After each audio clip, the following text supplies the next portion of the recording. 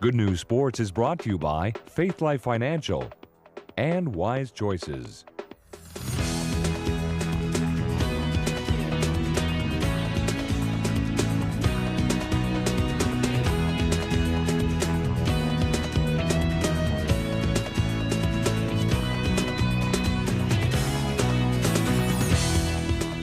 Hi, everyone, and welcome to The Edge on Good News Sports. I'm your host, Glenn Allen. As iron sharpens iron, so one man sharpens another, so said King Solomon. Today, it seems that many men fence with plastic swords rather than sparring with metal blades of who they really are. As men, we tend to keep our relationships at a surface level, talking about home improvement, sports, and the weather, but we don't dare talk about anything personal or challenge each other to a higher level of living. Why? Where's our backbone? To talk about this today, we have the host of the Drew Marshall Radio Show, Drew Marshall. Sir Drew, how you doing, buddy? Good, man. I'm ready to talk about the Bears game. Okay. He's the author of a book on emotional fitness for men called Sweating from Your Eyes. Please welcome to the show, Dave Loney. Dave, how you doing, buddy? Great to be here. Good to see you.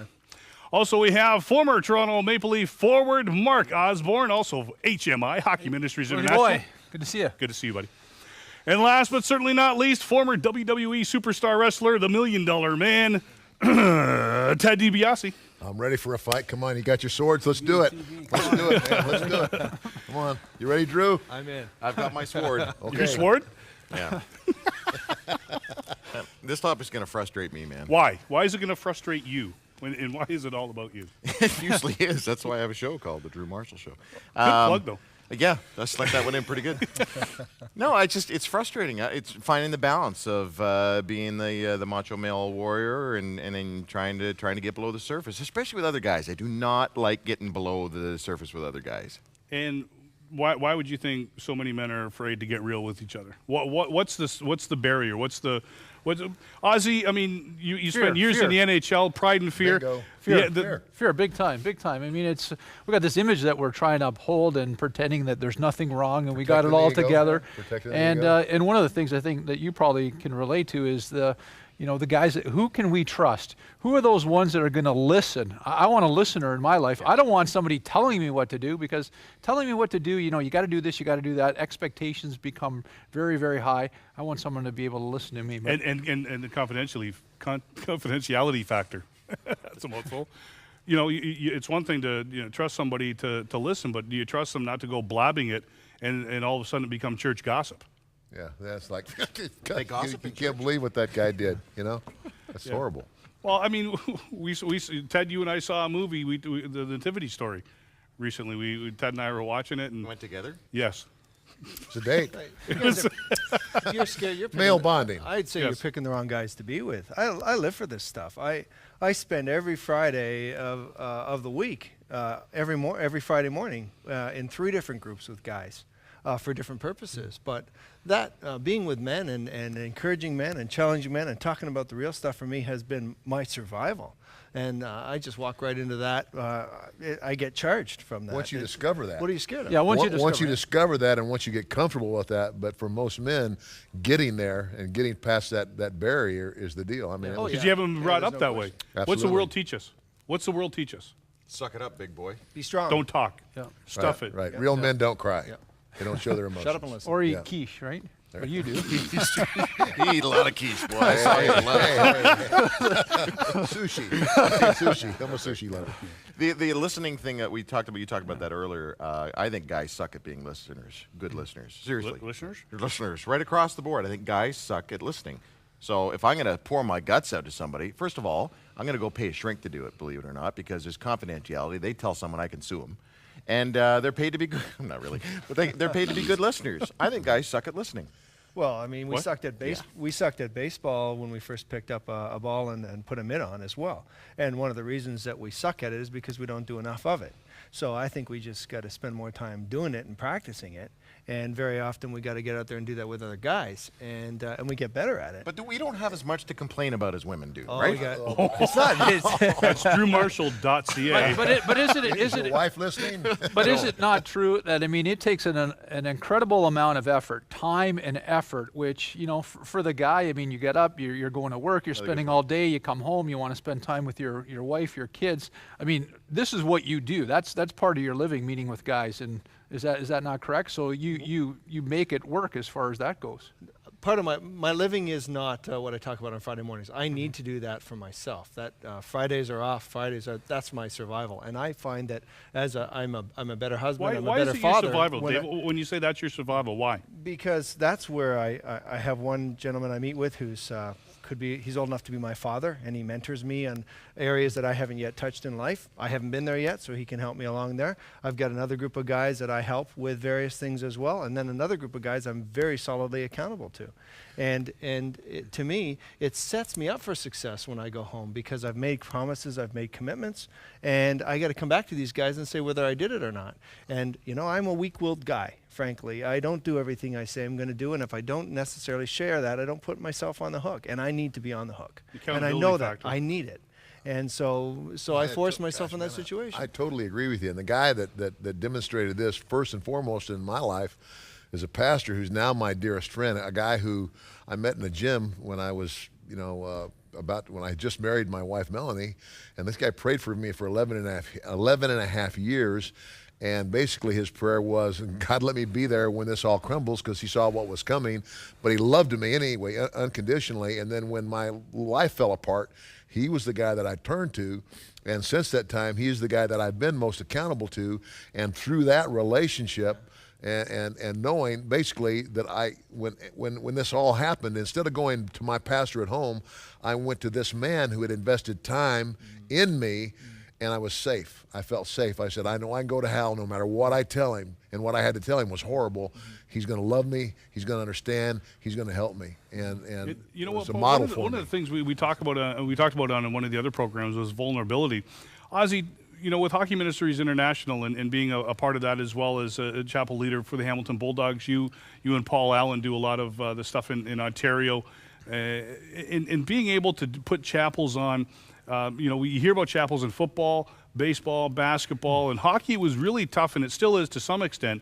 But getting in and talking about and doing the chapels for the guys, I mean, I even think of the Hamilton Bulldogs right now, because I guess my point being is, where we've started with chapel with them gives them an opportunity to come together on the road and share in likeness, because it's tough in the dressing room, and I don't think some people realize that, but maybe somebody does who works in a steel factory or whatever, who is looking to bond with somebody, a like person who may have that walk with God, but is too afraid to say anything. Well, hopefully you do have that. Hopefully you are able to connect with a guy that you bond with, you relate to. He can listen, you can talk, you can keep things in private in many respects. I mean, that's based on a lot of trust, and hopefully you can come to that point. And certainly in the game of hockey, I mean, there's a lot of skepticism out there. Who can I trust, and what's this guy want from me? Certainly with a professional athlete, that's where that goes.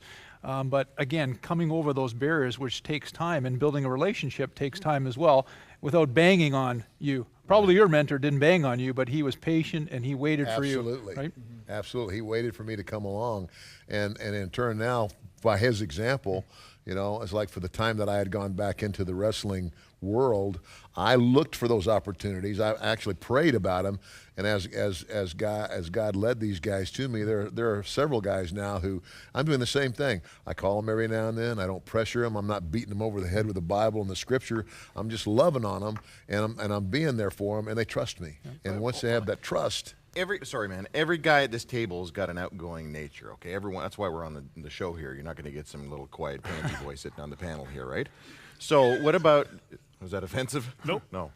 What about the schmo who works in the office? His life is the computer in front of him. He does the deal, or he's an accountant. We always pick an accountants or whatever, you know. They're not the social. They're not the dynamic communicators. They're not in a team. You guys are going on about how hard it is on the team, you know, because the macho thing and I think it's easier because you're surrounded by this male camaraderie thing. It's like Band of Brothers. What about the individual schmuck out in the office He's not hanging with the bros unless they're going out after work for a few pints. And then what? Well, but back to that, you're saying, well, it might be easier in that atmosphere. To me, it's harder in that atmosphere because you got this mask on all the time because you're being that macho guy. And are you willing to go and tell somebody, hey man, I really screwed up? Are you willing to be vulnerable enough to say, I just cheated on my wife, right, and I need help? Well, who's the office schmo supposed to tell? Unless he's doing the God thing, going to church, and they got men's groups and stuff like that. Like, who's he supposed to talk to? Get together with other office schmoes. There you go. The office schmo club. Yeah, well, yeah. Everybody's got to find somebody. Talk about what schmoing looks like, and then deal with their lives together. I mean, come on, guys don't do that flipping stuff. Oh yeah, no, in an office, no way, not a chance. No, man. I'm not talking about in an office. Yeah, but that's before what I'm saying. The office. You know what?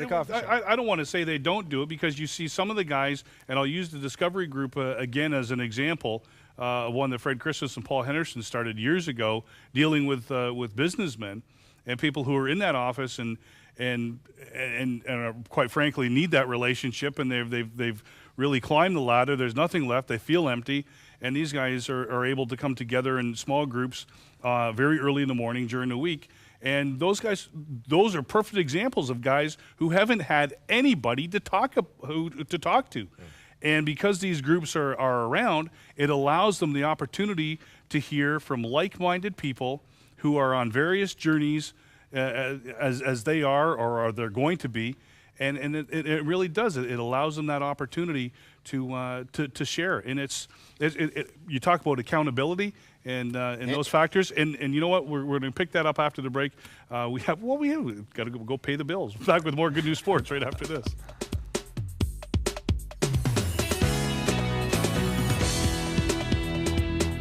The preceding segment has been brought to you by Faith Life Financial.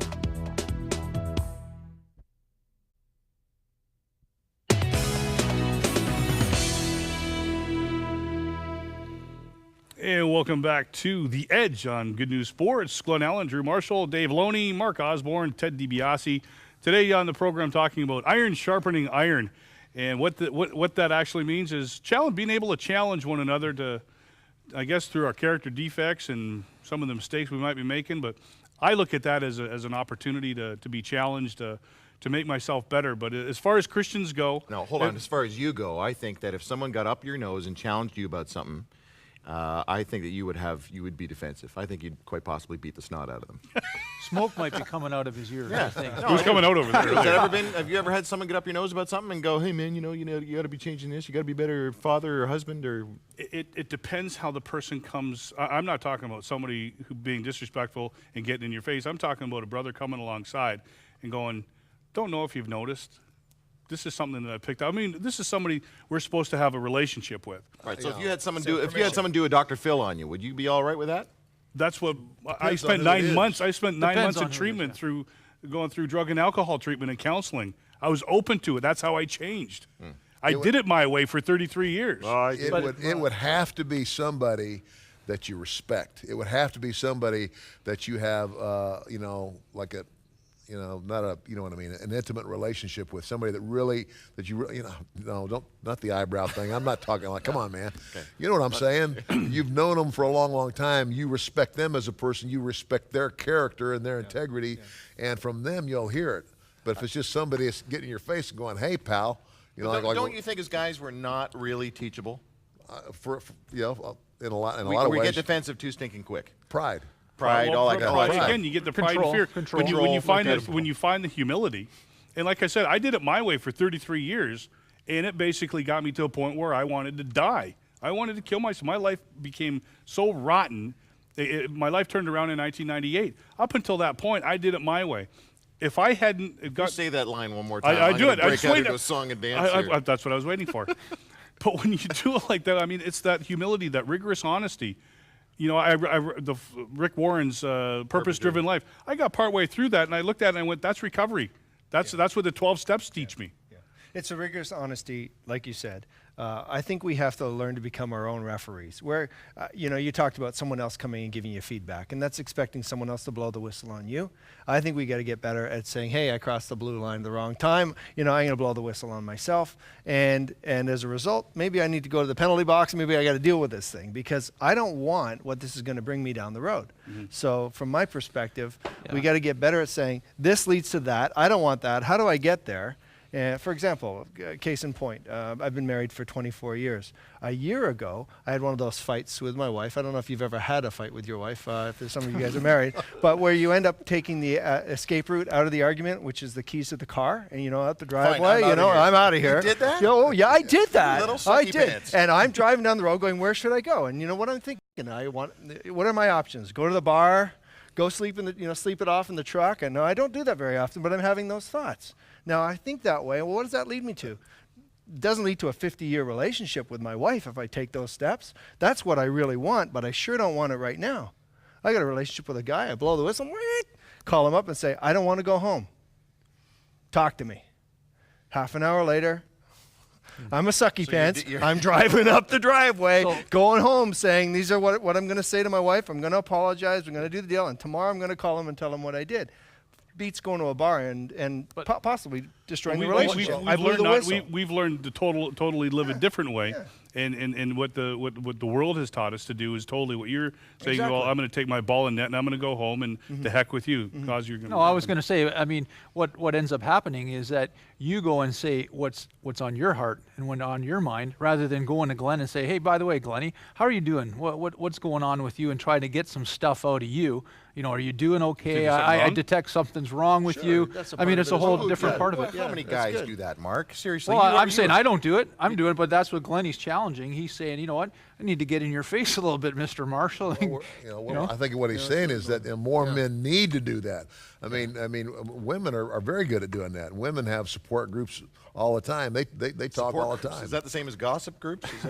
Yeah, well, No, but we talk. I'm not talking about necessarily getting in somebody's face, but being able to say, I have many friends who, if they're struggling, or you can tell by the look on their face, whatever, up until when I was 33, there's no way I would have gone up to somebody and said, how are you doing? Are you okay, or whatever? Because that would have been a wimpy thing to do. And that's a lie. And that's what I'm saying. By looking at somebody going, things don't look right. I don't think, the choices that you're making aren't right. And all of a sudden you're doing this, that, or the other thing. Because I care enough about you that I'm going to step out on a limb. And if everyone wants to get mad at me, then that's fine. But you know what? My relationship with you is worth a lot more than people pointing their finger at me and saying, "Oh, I don't really care." I know. I don't care and everything. Glenn, the flip side of that, iron sharpens iron, is if you have that kind of a relationship with the guy, and you're really friends, and you screw up.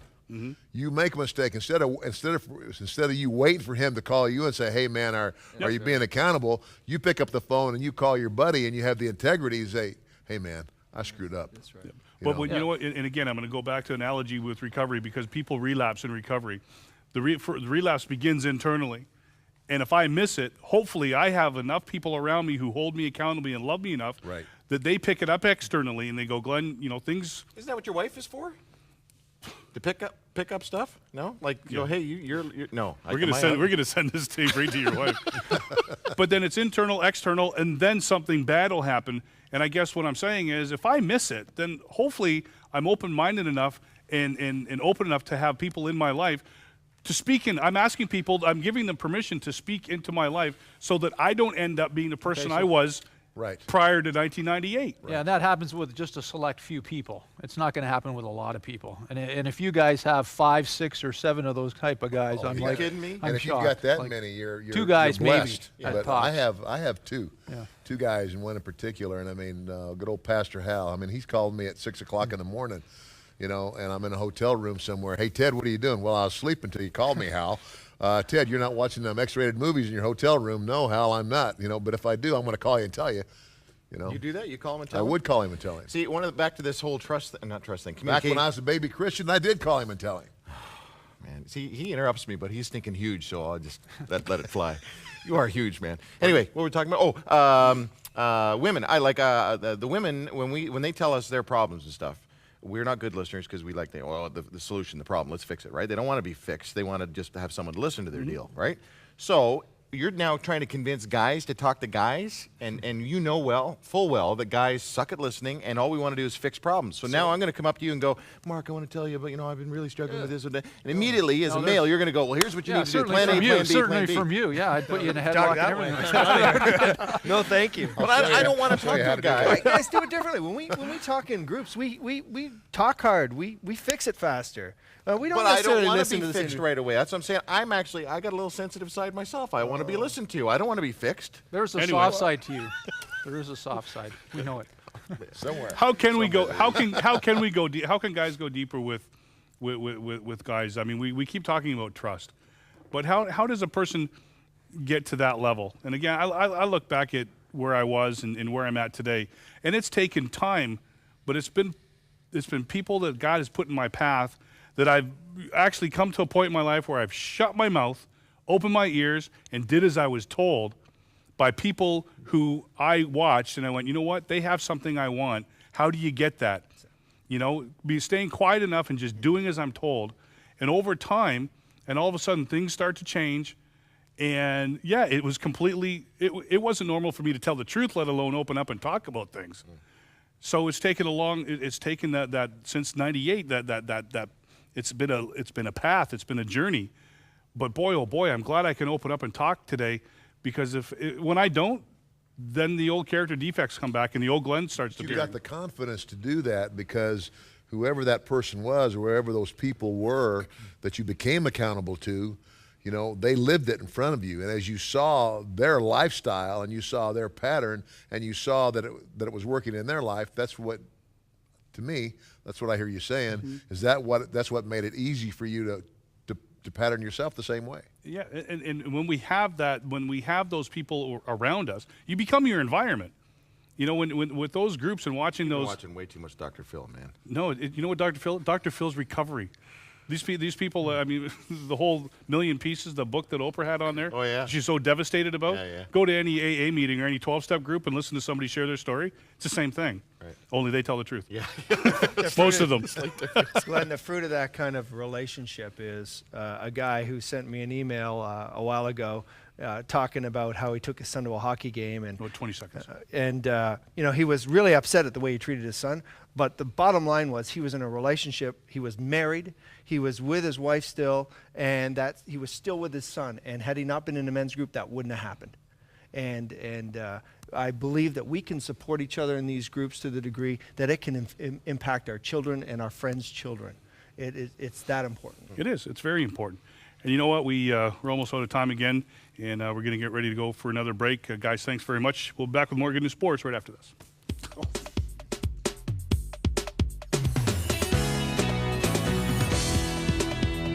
The preceding segment has been brought to you by Wise Choices.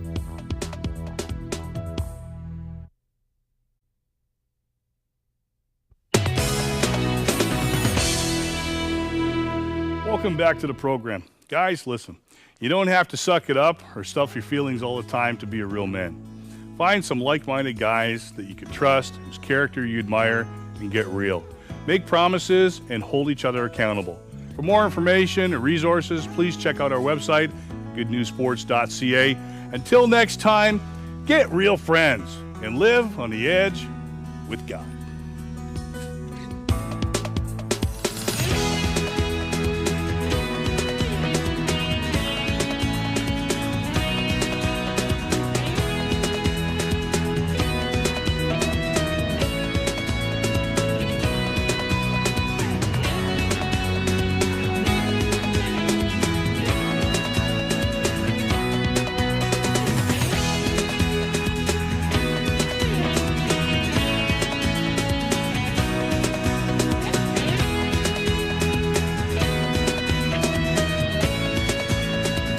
Good News Sports has been brought to you by Faith Life Financial and Wise Choices.